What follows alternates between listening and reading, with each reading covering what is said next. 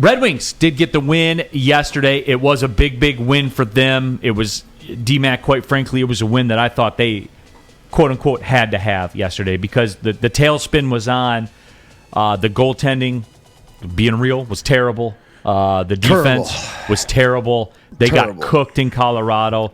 They got cooked, really, to the most extent of that road trip. It was a big game.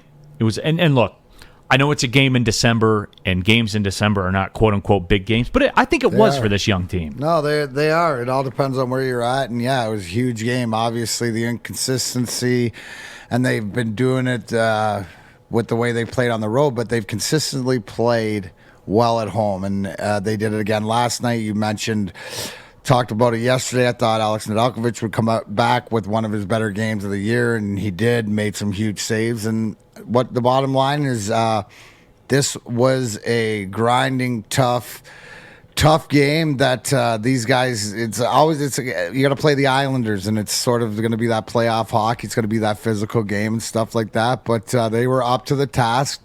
They needed this one real bad, so it was good to see them be able to capitalize on the power play and to get that 2-goal lead. And it's always tough when your goalie plays super well that you can't get him to shutout. But good to see big Michael Rasmussen there, which we were talking back and forth. Because I'm giving Zadina partial credit for that goal. You what did you text me? And right I can away. Pull it up right now. Right away you went, what did you say to me? I said he won't be on the score sheet because of it, but I said when he was in on that rush with Rasmussen, the defender had to account for him. He had to, which created the space for Rasmussen to score the goal. Absolutely, and it's great to see that's what the team way, and it's those little things. And I swarmily sent you back. Good to see you haven't lost faith in your boy. Well, but I'm tested, D-Mac. It's not all sunshine and rainbows, man. Like I'm being tested right now. You get credit for that because being a part of it, I don't care. It's a bigger picture, so that's a big win. They're battling the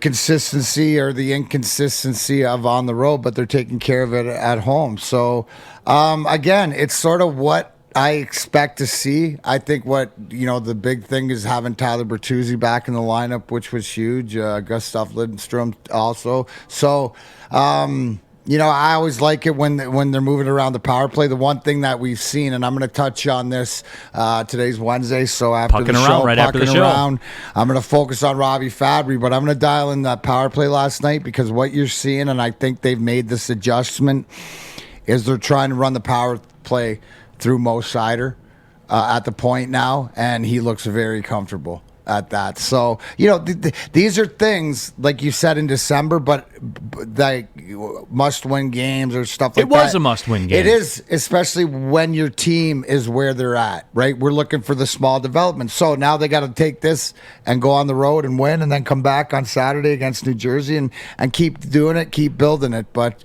again, this is the highs to the season, but you got to take this and build on it. So, again, as guys get healthier, but it comes down to, at the end of the day, right, the goaltending, right? What did we say? It wasn't good enough on the road, and they don't have the luxury without great goaltending to win in this league. So they're making it interesting. I liked what I saw, and that's winning that 2-1 game, right? You have to be able to win that game, and every time you play the Islanders, they're going to play that abrasive, tough, in-your-face, boring style. D-Mac, call it what it is. It's boring. Yeah, whatever.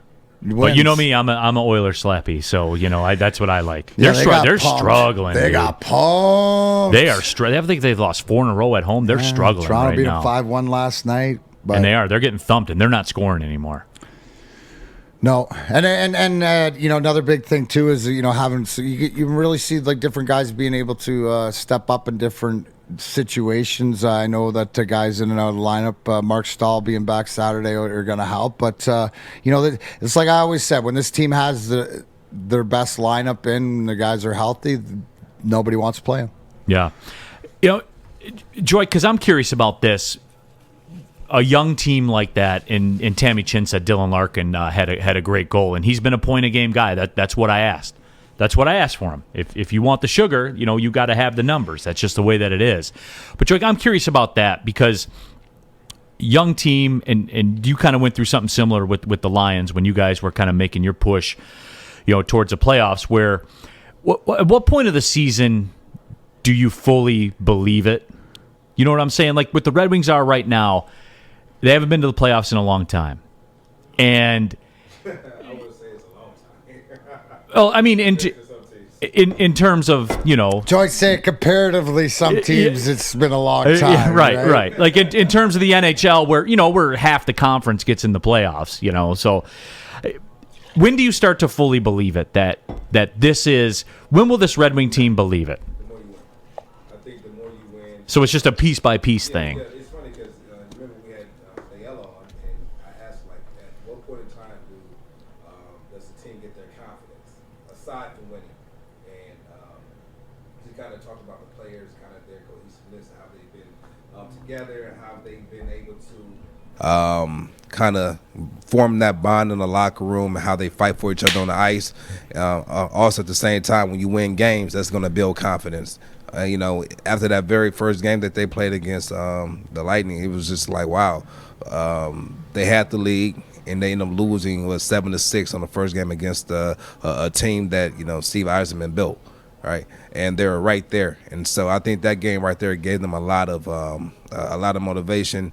I guess that's also kind of like with MSU, with Izzo. They want to play the tough teams first to kind of size themselves up, and that's what they did. And I mean, they were right there. And so I think once they get more consistent, because that what makes you great, being consistent. When you're young, you're still learning on how can I be consistent consistently, right? And so they're still learning themselves, working on their chemistry and all those different things. So I think all that plays a major part, even with us, with the Lions. As the more we won, the more we got more confidence.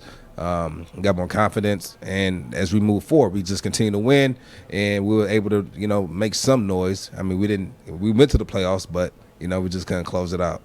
Right. Harley Fife on our YouTube chat thread says, if you're talking about Larkin being a point-per-game guy, what about Lucas Raymond and Mo Seider? And here's my thing with this, Harley, and D-Mac, because we had this discussion before the season started.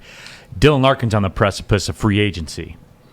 And, he's a guy making $6 million next year. That ain't going down. You feel me? It's not going to get cheaper. But is that why, or is that? That is why. That's why the Larkin thing for me is bigger, because you have Seider and you have Lucas Raymond. You got them on rookie contracts. We'll deal with that. We'll deal with that later. And it's great. Don't get me wrong. It's great. I'm going to make it even simpler. That's your captain. That's where he's at, what year he's in, what you expect out of him to lead this team.